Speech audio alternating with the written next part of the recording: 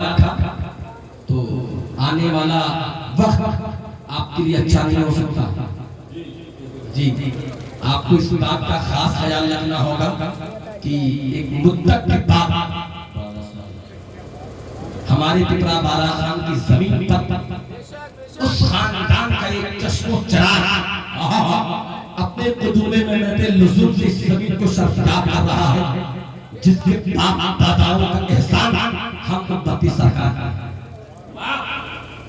اس شیر کے شہزادے ہیں، اس مظہر اعلیٰ حضرت کے شہزادے ہیں جس نے پوری زندگی دعوت و تبلیغ کا وہ نمایاں کام کیا ہے کہ آپ کی دعوت و تبلیغ سے ایک دو لوگ نہیں بلکہ ہزاروں کے تعداد میں بیگانہ کو ایمان نصیب. واہ کیا بات ہے. نعرہ تکبیر. ذرا ہاتھ کو اٹھائے جانے کا جواب دے. نعرہ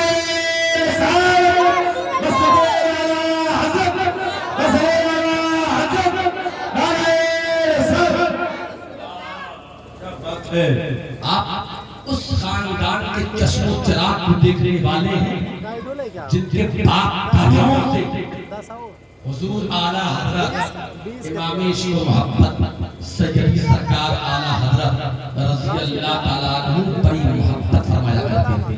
جی پورے ہندوستان کی بات نہیں کرتا، پوری دنیا کی بات کرتا ہوں. جب مظہر اعلیٰ حضرت کا نام لیا جاتا ہے تو تصور میں اور پڑھ رہی آگا تو تصور میں علامہ حشمت رضا خان وہ مظہر اعلیٰ حضرت ہے اور انہی کی نبیلے کی آمد ہے، انہی کے پوتے کی آمد ہے. آپ اطمینان و سکون کے ساتھ بیٹھیں اور ایسا محسوس کرائیں کہ پپرا بارہ خان کے لوگ تقریر سنتے بھی ہیں اور پسند بھی کرتے ہیں. جی درود پاک کریے اللہم صلی علی سیدنا مولانا محمد بارک وسلم صلی اللہ علیہ وسلم صلی اللہ تعالی علیہ وسلم. میں نے قرآن عظیم کی تلاوت کی. اللہ فرماتا ان الذین قالوا ربنا اللہ، بے شک وہ لوگ جنہوں نے کہا ہمارا رب اللہ ہے، ثم استقاموا پھر اسی بولی پر قائم رہے، تتنزل علیہم الملائکہ تو اللہ ایسے خوش نصیبوں پر اپنی ملائکہ کا نزول فرماتا. مقدر کے سکندر ہے وہ لوگ جن کو ایمان نصیب ہے، اور وہ تو اور قابل مبارکباد ہے جس کو ایمان نصیب ہوا اور ایمان ہی پر خاتمہ بھی نصیب ہے. ایک ایمان والے کی شان کیا ہوتی ہے، ایک مومن کی شان کیا ہوتی ہے، آپ اندازہ کرو آپ کا ایمان اندازہ ہوگا. ایک ایمان والے کی شان بہت ہی بلند والا ہوگا. ایک مرتبہ ایک شخص نے خواب دیکھا، توجہ کے ساتھ تھوڑی دیر سن لیں. یہ تو لگ رہا بچہ کربلا شریف سے اٹھ کر کے آیا.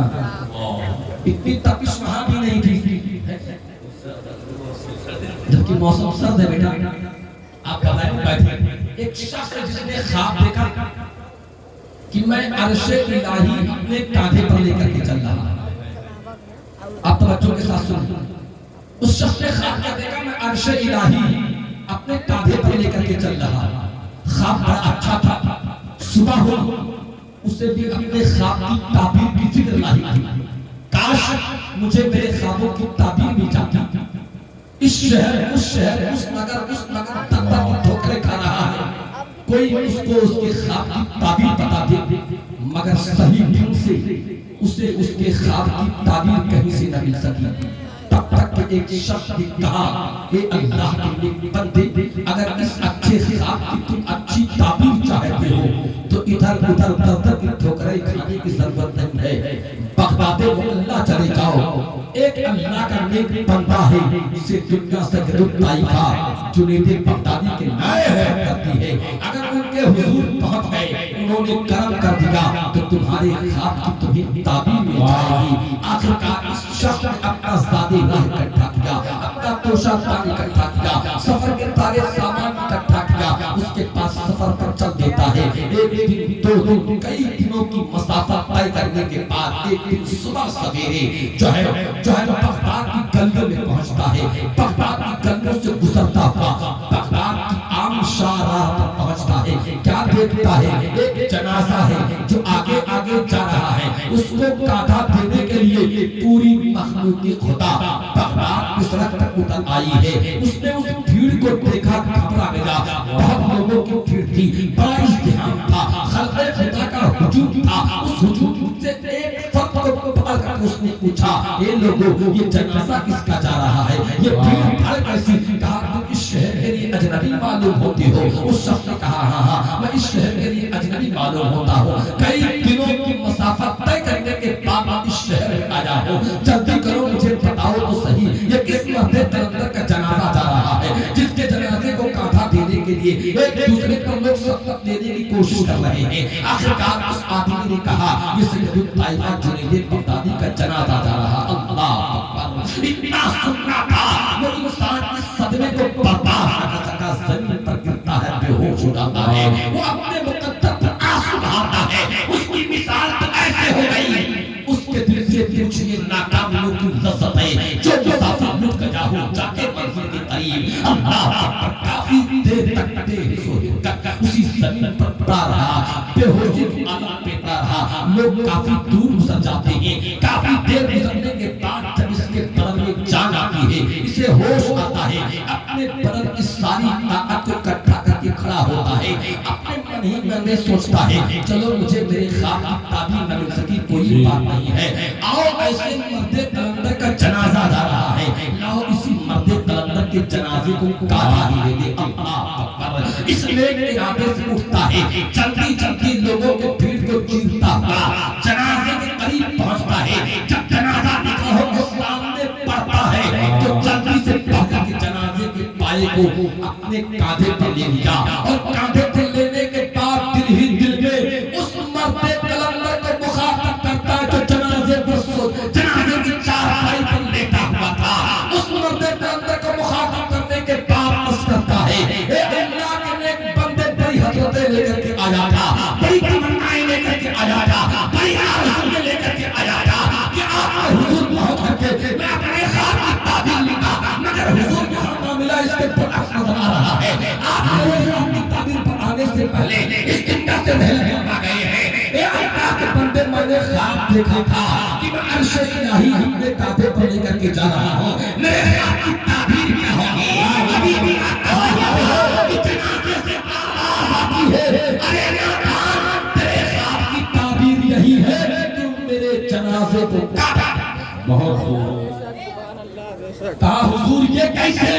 میں نے تو خواب دیکھا تھا عرش الہی کو اپنے کاندھے پر لے کر کے جا رہا ہے، اور یہ تو آپ کا جنازہ ہے۔ تب آپ کے جنازے سے آواز آئی، سنو سنو، قلب المومن عرش اللہ، مومن دل عرش الہی ہوا کرتا ہے، اور اللہ کا احسان ہے کہ یہ طائفہ جنید بغدادی کا خاتمہ ایمان ہے، مومن تیرا میرا دل عرش الہی تیرا، اور عرش الہی زندہ باد، زندہ باد، زندہ باد۔ یہ مومن کی شان ہے۔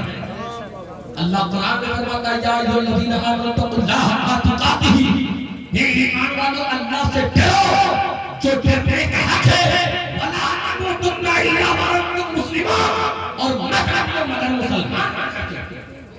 اللہ کی قسم، خاص طور پر پورا بارہ کے لوگوں سالے ثواب آپ ہر حسو ناقص کا کریں، بھائی کا کریں، دادا کا کریں، دادی کا کریں، ماں باپ کا کریں، اپنے دوست داد عزیز و اقارب کا کریں، مگر خصوصیت کے ساتھ جب اپنے ماں باپ کی پاری آئے تو گاہے بگاہے اپنے ماں باپ کے قبروں پہ جایا کیجئے۔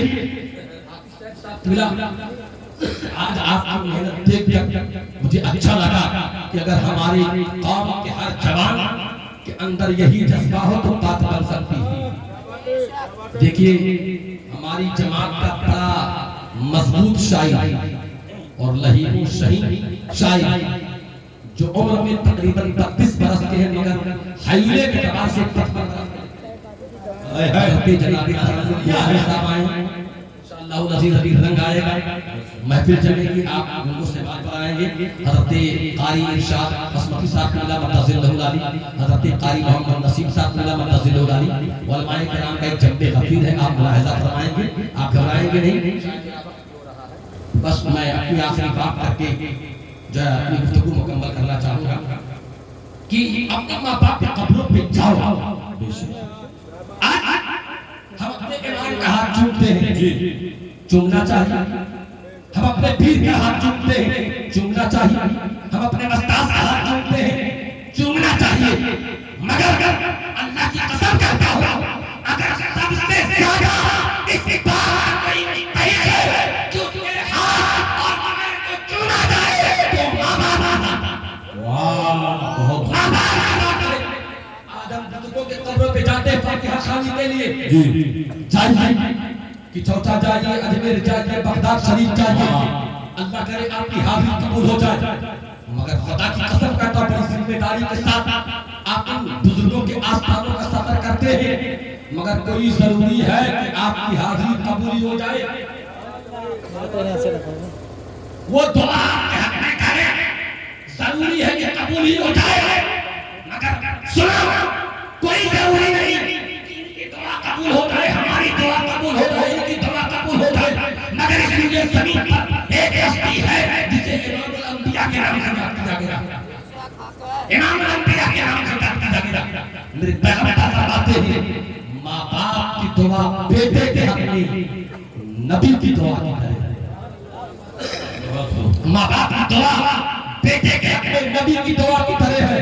کیونکہ میرے پیغمبر فرماتے ہیں بخاری شریف کی حدیث پاک ہے لکل نبی کی دعوت مستجاب. ہر نبی کی دعا مستجاب ہے. ہر نبی کی دعا اللہ کی بارگاہ میں قبول ہے. حضرت آدم علیہ السلام کی دعا اللہ کی بارگاہ میں قبول ہے. حضرت نوح علیہ السلام کی دعا اللہ کی بارگاہ میں قبول ہے. حضرت شیش کی دعا اللہ کی بارگاہ میں قبول ہے. حضرت ابراہیم کی دعا اللہ کی بارگاہ میں قبول ہے. حضرت زکریا کی دعا اللہ کی بارگاہ میں قبول ہے. حضرت یحییٰ کی دعا اللہ کی بارگاہ میں قبول ہے. حضرت داؤد کی دعا اللہ کی بارگاہ میں قبول ہے. حضرت اسحاق کی دعا اللہ کی بارگاہ میں قبول ہے. جب وہ پیش 1,24,000 انبیاء کی دعا اللہ کی بارگاہ میں قبول ہے.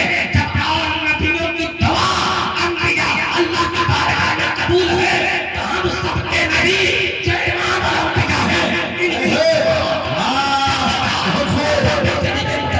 لکھتے ہیں اجابت نصرنا عنایت تولا دلہن کرنے کے لیے دعا.